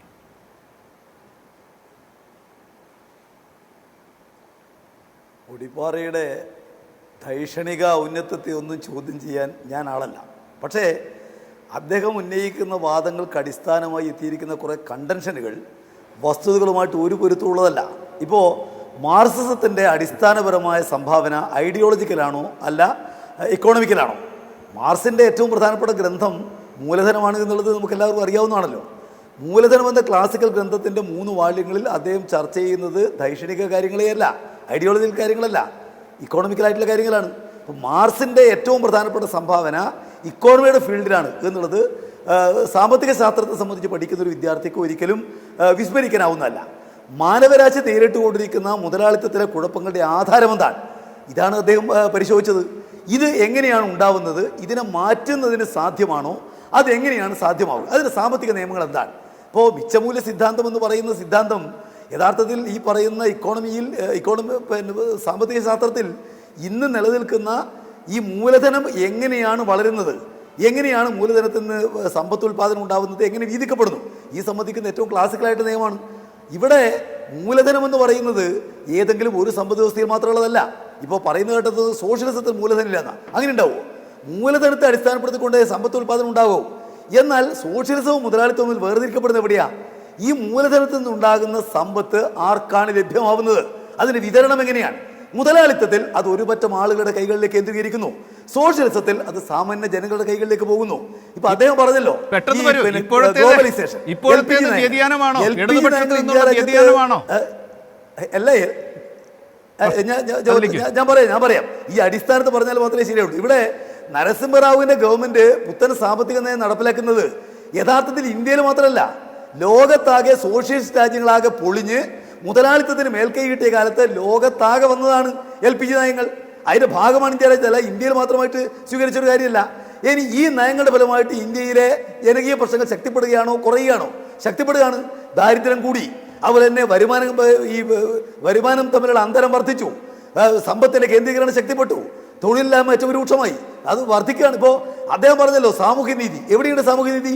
അമേരിക്കയിലുണ്ടോ, ജപ്പാനിലുണ്ടോ, ജർമ്മനിയിലുണ്ടോ, ഇറ്റലിയിലുണ്ടോ? അവിടെയെല്ലാം തന്നെ ഒരു പറ്റം ആളുകൾ സമ്പന്നന്മാരാണ്, മഹാഭൂരിപക്ഷം ആളുകൾ ദരിദ്രന്മാരാണ്. ആ നയം തന്നെയാണ് ഇവിടെയും തുടരുന്നത്. ഇവിടെ ഇപ്പോൾ ഞങ്ങളെ സംബന്ധിച്ച് ഞങ്ങൾ എല്ലാ കാലത്തും പറഞ്ഞ ഒറ്റ കാര്യമേ ഉള്ളൂ, സമ്പത്ത് ഉൽപാദനത്തിന്റെ പ്രധാനപ്പെട്ട ഭാഗം സാമാന്യ ജനങ്ങൾക്ക് ഇവിടെ വിനിയോഗിക്കാനാവണം, ഒരു പറ്റം പേരുടെ കൈകളിലേക്കല്ല പോകേണ്ടത്. അതുകൊണ്ടാണ് കേരളത്തിലെ ഗവൺമെന്റ് കിട്ടുന്ന സമ്പത്തിന്റെ ഒരു വലിയ പങ്ക് പൊതുവിദ്യാഭ്യാസം, പൊതു ആരോഗ്യം, അതുപോലെ പൊതുവായിട്ടുള്ള സമൂഹത്തിന്റെ മുന്നേറ്റം ഇതിനു വേണ്ടി ചെലവഴിക്കുന്നത്. ആ നയത്തിൽ നിന്ന് ഒരു മാറ്റവും ഞങ്ങൾ ഉദ്ദേശിക്കുന്നില്ല. ഇവിടെ ഉണ്ടാകുന്ന സമ്പത്ത് വിനിയോഗിക്കാൻ വേണ്ടി പോകുന്നത് നമ്മുടെ ഈ കേരളത്തിനകത്തുള്ള ജനങ്ങളുടെ ആരോഗ്യം, അതുപോലെ ജീവിത നിലവാരം അത് വർദ്ധിപ്പിക്കുന്നതിന് വേണ്ടിയാണ്. ഇന്ന് ആളോഹരി വരുമാനം ഏറ്റവും ഏറെയുള്ള സ്റ്റേറ്റ്, ഇന്ത്യൻ ആവറേജിന്റെ ഇരട്ടിയുള്ള സ്റ്റേറ്റ് കേരളമാണ്. എങ്ങനെ മാറിയിരിക്കുന്നത്? കിട്ടുന്ന സമ്പത്തിന്റെ പ്രധാനപ്പെട്ട പങ്ക് സാധാരണക്കാർക്ക് വേണ്ടി വീതിക്കുന്നു, ഒരു പറ്റം ആളുകളുടെ കൈകളിലേക്ക് എത്തിച്ചേരുന്നില്ല. ഇത് തന്നെയാണ് ഈ നിലപാടിലും ഇപ്പോ ഇടതുപക്ഷ ജനാധിപത്യ പ്രസ്ഥാനം മുന്നോട്ട് കൊണ്ടുപോകുന്നത്. അതിന്റെ എല്ലാം ഫലമായിട്ട് ഇപ്പോൾ കൂടുതൽ മുതൽ മുടക്കിനെ സ്വാഗതം ചെയ്തിരിക്കുന്നത് ഒരു വ്യതിയാനമാണോ? ആ പ്രശ്നം കൂടി അദ്ദേഹം ഉന്നയിച്ചിട്ടുണ്ട്. അതിനുകൂടി പെട്ടെന്നൊരു മറുപടി പറയൂ, നമുക്ക് ഇടവേളയ്ക്ക് സമയമായിരിക്കുന്നു. ഒരിക്കലുമല്ല. ഇന്ന് നമ്മുടെ രാജ്യം ഭരിക്കുന്ന ഗവൺമെന്റ് ഇത് കോർപ്പറേറ്റ് മൂലധനത്തിന് വേണ്ടി നിൽക്കുന്ന ഗവൺമെന്റ് ആണല്ലോ.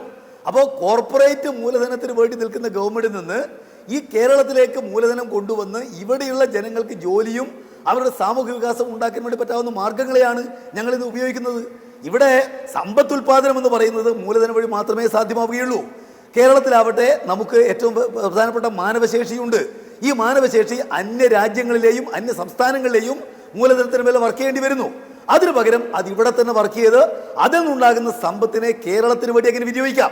കേരളത്തിലെ വിദ്യാഭ്യാസം മെച്ചപ്പെടുത്താൻ, കേരളത്തിലെ ആരോഗ്യ നിലവാരം മെച്ചപ്പെടുത്താൻ, കേരളത്തിലെ ദാരിദ്ര്യം ഇല്ലാതാക്കാൻ, കേരളത്തിന്റെ സാമൂഹിക വികാസത്തിന് ഇതിന് ഉപയോഗിക്കാൻ വേണ്ടി കഴിയുന്ന നിലപാട് മാത്രമേ ഞങ്ങൾ സ്വീകരിക്കുന്നുള്ളൂ. ഇത് ഞങ്ങളുടെ അടിസ്ഥാന നിലപാടിൽ നിന്ന് ഒരു തരി പോലും വ്യത്യാസമുള്ള ഒന്നല്ല എന്ന് മാത്രമല്ല, ഈ പുതിയ കാലത്ത് കേരളത്തിന് മുന്നോട്ട് പോകുന്നതിന് വേണ്ടിയിട്ട് ഏറ്റവും ശാസ്ത്രീയമായി ഒരു കാരണവശാലും നയങ്ങളിൽ നിന്ന് വ്യതിചലിക്കാതെയുള്ള നിലപാടാണ് എന്നുള്ളത് സുവ്യക്തമായിട്ടുള്ള കാര്യമാണ്. അതുകൊണ്ട് ഇവിടെ ഇപ്പോൾ ഭൂഷ മാധ്യമങ്ങൾക്കും അതുപോലെ തന്നെ കേരളത്തിലെ കോൺഗ്രസ്, BJP അവർക്കെല്ലാം എന്തോ ഞങ്ങൾ മുതലാളിത്ത നയങ്ങൾ സ്വീകരിക്കുന്നു, മുതലാളിത്ത പാത സ്വീകരിക്കുന്നു എന്നെല്ലാം പറയാനാണ് താല്പര്യം. ഞങ്ങളുടെ അടിസ്ഥാന നിലപാടിൽ നിന്ന് ഒരു മാറ്റവും വരുത്തിയിട്ടില്ല. മൂലധനം വളർച്ചയില്ല, മൂലധനം ഉണ്ടാവണം. ആ മൂലധനത്തിനുണ്ടാകുന്ന സമ്പത്ത് ഉപയോഗിച്ച് ജനങ്ങൾക്ക് വേണ്ടിയുള്ള കാര്യങ്ങൾ ചെയ്യുക, ഇതാണ് നിങ്ങൾ ഉദ്ദേശിക്കുന്നത്. പൊടിപ്പാർ സാർ, ഞാൻ താങ്കളിലേക്ക് വരികയാണ്. പ്രതിപക്ഷ നേതാവ് മിനിഞ്ഞാന്നൊരു പ്രസംഗം നടത്തി. ആ പ്രസംഗം ദേശീയപാത പ്രശ്നത്തിൽ ഇടപെട്ടുകൊണ്ടാണ് അത് നടത്തിയിരിക്കുന്നത്. അദ്ദേഹം പറഞ്ഞിരിക്കുന്നു, ദേശീയപാത പദ്ധതി എത്രയും പെട്ടെന്ന് തീർക്കണം, എന്നിട്ട് അതിൻ്റെ ക്രെഡിറ്റ് സ്വന്തമാക്കണം എന്നാണ് ഭരണപക്ഷം ആഗ്രഹിക്കുന്നത്. അത് നേട്ടമായി ഉയർത്തിക്കാണിക്കാനാണ് ഭരണപക്ഷം ശ്രമിക്കുന്നത്.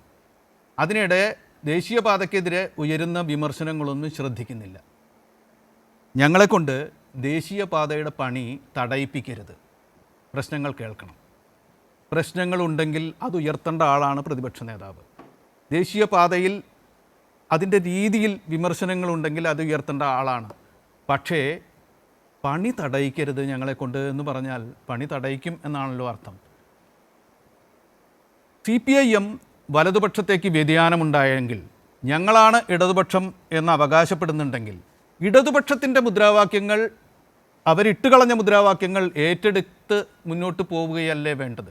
വികസനത്തിൻ്റെ കാര്യത്തിൽ മറ്റൊരു ബദൽ രീതി വയ്ക്കുകയല്ലേ വേണ്ടത്? ഇവിടെ പണി തടയും എന്ന് പറഞ്ഞുകൊണ്ട് വരുന്നത്, ഇത് ഈ വർഷം പൂർത്തിയാക്കി ജനങ്ങൾക്ക് സമർപ്പിക്കരുത് എന്ന ആഗ്രഹ ചിന്ത പോലും വെളിപ്പെടും വിധം പൊതുയോഗങ്ങളിൽ സംസാരിക്കുന്നത്, അത് അനുവദിക്കാൻ പറ്റുമോ? അതിനെ അനുവദിച്ച് കൊടുക്കാൻ പറ്റുമോ? അദ്ദേഹത്തിന് പറയാം, അനുവദിച്ച് കൊടുക്കാൻ പറ്റുമോ? പൊടിപ്പാർ സാർ. അതിനകത്ത് അദ്ദേഹം പറഞ്ഞ ചില കണ്ടീഷൻ വെച്ചുകൊണ്ടാണല്ലോ, വ്യവസ്ഥകൾക്ക് വിധേയമായിട്ടാണല്ലോ അദ്ദേഹം പറഞ്ഞത്. അതായത് ദേശീയപാത ഏറ്റവും വേഗത്തിൽ തീർത്ത് തെരഞ്ഞെടുപ്പിന് മുമ്പ് അത് പൂർത്തിയാക്കി അതിന്റെ ക്രെഡിറ്റ്, രാഷ്ട്രീയമായ നേട്ടം, അതിപ്പോ ഏത് കക്ഷികളാണ് ഭരണത്തിലെങ്കിലും സ്വാഭാവികമായിട്ടും അത് നേടാൻ ശ്രമിക്കും. അതിനകത്ത് ഇപ്പൊ വലിയ പുതുമയൊന്നുമില്ല. അത് ഏത് മുന്നണിയുടെ അവകാശം. പണി തടയും എന്നത്, ദേശീയപാതയുടെ പണി തടയും പകരം എന്നത് ഒരു ജനാധിപത്യ കക്ഷിക്ക്, കോൺഗ്രസ് അവകാശപ്പെടുന്ന കൾച്ചറിന്, പൊളിറ്റിക്കൽ കൾച്ചറിന് ചേർന്ന പരാമർശമാണോ? അങ്ങനെ ഒരു പരാമർശമാണോ പ്രതിപക്ഷത്തിൽ നിന്നും ഉണ്ടാവേണ്ടത്? അല്ല, CPIMന്റെ വികസന വിരോധത്തെ തിരുത്താൻ നടക്കുന്ന ആളുകളാണ്, മറ്റൊരു സാമൂഹ്യ മാതൃക സൃഷ്ടിക്കാൻ നടക്കുന്ന ആളുകളാണ്. അത് ശരിയാണോ? താങ്കൾ പറയുമ്പോ അതിനകത്ത് വേറൊരു വശം കൂടി എടുക്കണം. അതായത് ദേശീയപാത നിർമ്മാണത്തെ സംബന്ധിച്ച് പല പ്രശ്നങ്ങളുണ്ട്. ആ പ്രശ്നങ്ങൾ പല സ്ഥലത്തും പ്രാദേശികമായിട്ട് ആളുകളുടെ ഒട്ടും എന്താ പറയുക വികാരങ്ങൾ, അല്ലെങ്കിൽ അവരുടെ പ്രശ്നങ്ങളോ അവരുടെ പരാതികളോ ആവലാതികളോ പരിഹരിക്കാതെ, അല്ലെങ്കിൽ അതിനെ ചെവി കൊടുക്കാൻ ശ്രമിക്കാതെ നിർമ്മാണം അങ്ങോട്ട് മാക്സിമം വേഗത്തിൽ നടത്തുന്നു. ഒരുപാട് പേര് കഷ്ടപ്പെടുന്നുണ്ട്, പലപ്പോഴും ഗതാഗത കുരുക്കുകൾ ഉണ്ടാകുന്നുണ്ട്. അപ്പൊ ഇത്തരം പ്രശ്നങ്ങൾ ചെയ്യുമ്പോൾ കുറച്ചുകൂടി ആ പ്രദേശത്തെ ജനങ്ങളുടെ ദൈനംദിന ജീവിതത്തെ കൂടി പരിഗണിച്ചുകൊണ്ടായിരിക്കണം അത് ചെയ്യേണ്ടത്. അങ്ങനെ ചെയ്യാതെ ഒരു പ്രശ്നം ഉണ്ടാക്കി ആ നാട്ടിലെ ജനങ്ങൾക്ക് കൂടുതൽ കഷ്ടപ്പാടും ബുദ്ധിമുട്ടും സൃഷ്ടിച്ചാൽ പണി തടയുന്നത് അടക്കമുള്ള സമരങ്ങളിലേക്ക് പോകേണ്ടി വരും. എന്നാണ് അദ്ദേഹം പറഞ്ഞതിന്റെ അർത്ഥം. ഞങ്ങളിപ്പോ കാണിച്ചുകൊണ്ടിരിക്കുന്നത് കോൺഗ്രസിന്റെ തന്നെ മുഖപ്രസംഗത്തിൽ ആരെങ്കിലും വളച്ചൊടിച്ചു എന്ന് പറയുന്ന ഒരു പ്രശ്നം ഉദിക്കുന്നില്ല. വീക്ഷണത്തിൽ നിന്നുള്ള തലക്കെട്ടാണ് ഹൈവേ വികസനം അവകാശവാദത്തിന് വേണ്ടി എന്നാണ് പറയുന്നത്. ആ പ്രസംഗത്തിൽ ഒരിടത്തും ഹൈവേ വികസിപ്പിക്കുന്ന ഹൈവേ അതോറിറ്റിക്കെതിരെ അവരാണ് ഈ ശബ്ദം കേൾക്കാത്തത്. ഇത് നടക്കുന്ന ആ പ്രദേശത്ത് ദേശീയപാതയുടെ നിർമ്മാണത്തിൽ പ്രശ്നമുണ്ടായത് മൂത്തകുന്നം ഇടപ്പള്ളി റീച്ചിലാണ്. അവിടെ എല്ലാവരും തന്നെ, ഈ CPIM അടക്കം തന്നെ വാദിക്കുന്നത് കൂടുതൽ അടിപ്പാതകൾ വേണം എന്ന് തന്നെയാണ്. ദേശീയ അതോറിറ്റി അത് പരിഗണിക്കാത്തതാണ് പ്രശ്നം. ആ വിമർശനത്തിൻ്റെ കുന്തമുന ദേശീയ അതോറിറ്റിക്ക് നേരെ ദേശീയപാത അതോറിറ്റിക്ക് നേരെ തിരിച്ചു വയ്ക്കാതെ, കേന്ദ്ര സർക്കാരിന് നേരെ തിരിച്ചു വയ്ക്കാതെ സംസ്ഥാന സർക്കാർ സമരങ്ങൾക്ക് നേരെ കണ്ണടയ്ക്കുന്നു പ്രതിപക്ഷ നേതാവ് എന്നാണ്. ഞങ്ങളുടെ മുഖം കാണിക്കുന്നതിന് പകരം അതിലേക്ക് പോകൂ PCR ദയവായി.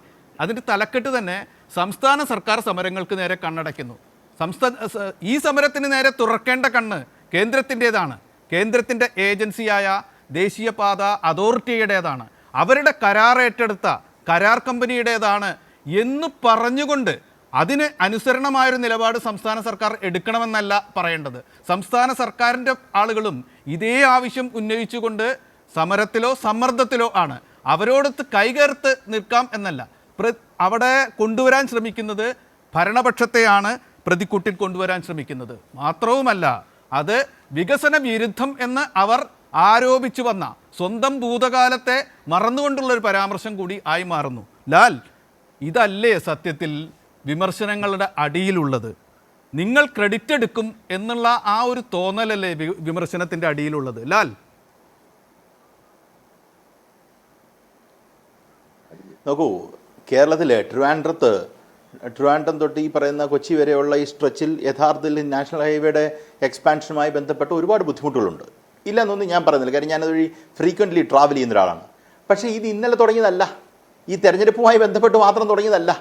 സതീശൻ എന്നാ ഇത് തോന്നിയത്?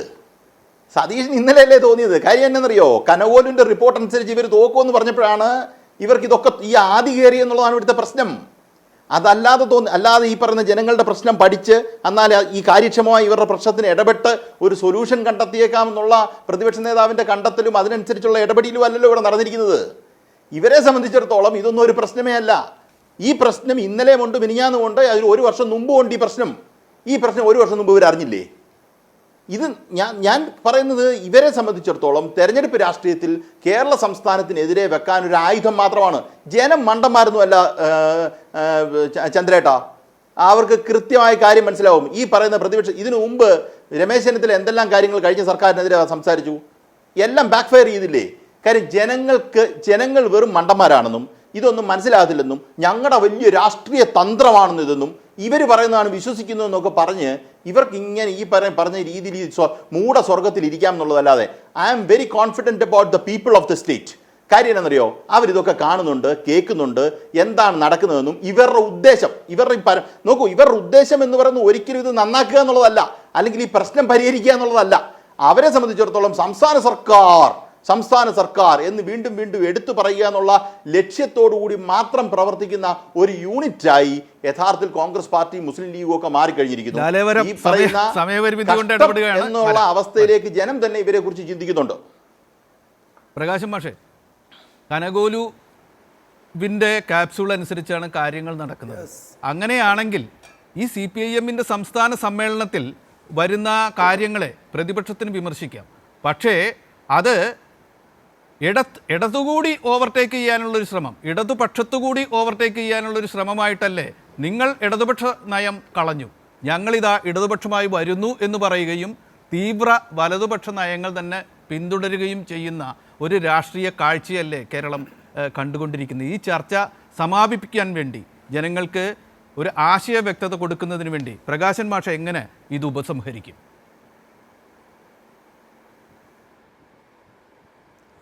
ഇടതുപക്ഷ ജനാധിപത്യ മുന്നണി ഗവൺമെൻറ് മൂന്നാമതും വരാൻ പോകുന്നു എന്ന തിരിച്ചറിവിൽ നിന്നാണ് ഈ വെപ്രാളമെല്ലാം കോൺഗ്രസും അതുപോലെ ലീഗുമെല്ലാം കാണിച്ചുകൊണ്ടിരിക്കുന്നത്. യഥാർത്ഥത്തിൽ അവരുന്നയിക്കുന്നത് ജനകീയ പ്രശ്നങ്ങളല്ല.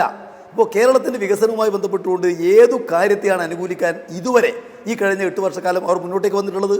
അത് K-ഫോൺ ആവട്ടെ, AI ക്യാമറയാവട്ടെ, NH വികസനമാവട്ടെ, ഗെയിൽ പൈപ്പ് ലൈൻ ആവട്ടെ, കേരളയിലാവട്ടെ, LDF ഗവൺമെൻറ്റിൻ്റെ കാലത്ത് എന്തെങ്കിലും വികസനം വന്നു എന്ന് ജനങ്ങൾക്ക് തോന്നാൻ പാടില്ല. LDF ഗവൺമെൻറ്റിൻ്റെ കാലത്ത് ക്ഷേമ പ്രവർത്തനങ്ങൾ നടക്കാതിരിക്കണം. ഇതിനു വേണ്ടിയാണ് കേന്ദ്ര ഗവൺമെൻറ് കേരളത്തോട് കാണിക്കുന്ന ശത്രുതാപരമായിട്ടുള്ള പ്രതികാര നിലപാടുകളെ പോലും പിന്തുണക്കുന്ന ഒരു സമീപനം ഇവിടെ കോൺഗ്രസും പ്രതിപക്ഷവും സ്വീകരിച്ചുകൊണ്ടിരിക്കുന്നത്. ഇത് അധികാരത്തിന് വേണ്ടിയിട്ടുള്ള ഒരു വെപ്രാളമല്ലാതെ ജനകീയ താല്പര്യങ്ങൾ അടിസ്ഥാനപ്പെടുത്തിയിട്ടുള്ള യാതൊരു കാര്യവുമല്ല. ഇത് നേടിയെടുക്കാൻ വേണ്ടി കഴിയണമെങ്കിൽ ലോകത്തെല്ലായിടത്തും വലതുപക്ഷം നടത്തുന്ന ഇത്തരം നീക്കങ്ങൾ പരിശോധിക്കുമ്പോൾ കാണാൻ കഴിയുന്നത് ഇടതുപക്ഷത്ത് നിന്നുകൊണ്ട് ആക്രമിക്കുക, ഞങ്ങൾ ഇടതുപക്ഷമാണ് എന്നുള്ള വ്യാജേന ജനങ്ങളെ സമീപിക്കുക. അതാണ് ഏറ്റവും എളുപ്പത്തിൽ. കാരണം ഇടതുപക്ഷ മനസ്സിനെ എങ്ങനെയാണ് സ്വാധീനിക്കാനാവുക എന്നുള്ളതാണ് ചർച്ച ചെയ്യേണ്ടത്. അതുകൊണ്ടാണ് ഇപ്പോൾ കോൺഗ്രസ് ഒരു കാലത്തും ഇടതുപക്ഷത്തിന് അനുകൂലമായി ചിന്തിച്ചൊരു പാർട്ടിയല്ലല്ലോ. അവരെല്ലാ കാലത്തും മുതലാളിത്തത്തിന് അനുകൂലമാണ്. ആഗോളവൽക്കരണം നടപ്പിലാക്കിയത് അവരുടെ മുൻകൈയിലാണ്.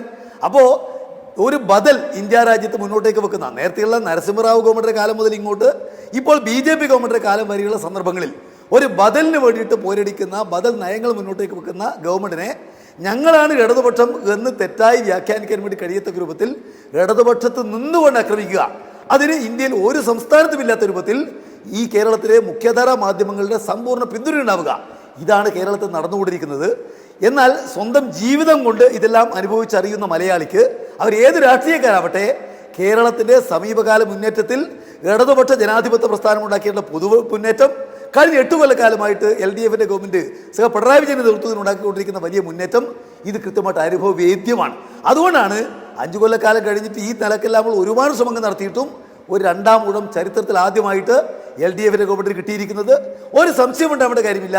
ഈ നിലക്ക് തന്നെ കേരളം മുന്നോട്ടേക്ക് പോയാൽ പിണറായി വിജയൻ നയിക്കുന്ന LDFൻ്റെ ഗവൺമെൻറ്റിന് 3ാം ഊഴം കേരളത്തിൽ ഉണ്ടാവുന്നത് തടയാൻ ഈ പറയുന്ന കോൺഗ്രസിനോ അല്ലെങ്കിൽ BJP-ക്കോ അല്ലെങ്കിൽ ലീഗിനോ അവരെ എല്ലാ നിലക്കും അർദ്ധസത്യങ്ങൾ, അസത്യങ്ങൾ ഇവയെല്ലാം പ്രചരിപ്പിച്ചുകൊണ്ട് അവർക്ക് അനുകൂലമായിട്ട് നിൽക്കുന്ന കേരളത്തിലെ മുഖ്യധാരാ മാധ്യമങ്ങൾക്ക് സാധ്യമാവില്ല എന്നുള്ളത് അവിതർക്കിതമാണ്. ഞങ്ങൾക്ക് ഈ രാജ്യത്തിലെ ജനങ്ങളോട് പറയാനുള്ളത്, സ്വന്തം അനുഭവത്തിന്റെ അടിസ്ഥാനത്തിൽ നിങ്ങളുടെ കുടുംബത്തിൻ്റെയും കുട്ടികളുടെയും അനുഭവത്തിന്റെ അടിസ്ഥാനത്തിൽ കേരള ഗവൺമെന്റിനെ പരിശോധിക്കാനും ഈ ഗവൺമെന്റിന്റെ നല്ല കാര്യങ്ങൾക്ക് പിന്തുണ പ്രഖ്യാപിക്കാനും കോൺഗ്രസ് ആവട്ടെ, BJP ആവട്ടെ, ഏത് പാർട്ടിയാവട്ടെ നിങ്ങൾ മുന്നോട്ടേക്ക് വരണം എന്നാണ്. അധികം ക്ഷമിക്കണം, സമയമായതുകൊണ്ട് അവസാനിപ്പിക്കുകയാണ്. CPM സംസ്ഥാന സമ്മേളനത്തിൽ എന്ത് നടന്നുവെന്ന് 3.5 കോടി മലയാളികളിൽ ഓരോരുത്തരും തന്നെ അറിയേണ്ടതുണ്ട്. അത് ഏതെങ്കിലും രാഷ്ട്രീയ നേതാവ്, ഏതെങ്കിലും മാധ്യമം പറയുന്നതിലൂടെ ആവരുത്. ആ സമ്മേളനത്തിലെ വികസന നയ രേഖ അടക്കമുള്ള രേഖകൾ വള്ളിപുള്ളി വ്യത്യാസമില്ലാതെ പ്രസിദ്ധീകരിക്കുന്ന ശൈലിയാണ് ആ പാർട്ടിക്കുള്ളത്. അതാണ് പാർട്ടിയുടെ രീതി. അതിൽ നിന്നാണ് നമ്മൾ സമ്മേളനം എന്ത് തീരുമാനിച്ചു എന്ന് അറിയേണ്ടത്. പാർട്ടി തീവ്ര വലതുപക്ഷത്തേക്ക് മാറി എന്നതൊക്കെയുള്ളത് വെറും രാഷ്ട്രീയക്കാരുടെ വായ്ത്താരികളായി കാണേണ്ട ഒരു സാഹചര്യം ഉണ്ട് എന്നാണ് ഇപ്പോൾ നിരീക്ഷിക്കാവുന്നത്. ഈ ചർച്ച ഇവിടെ അവസാനിപ്പിക്കുകയാണ്.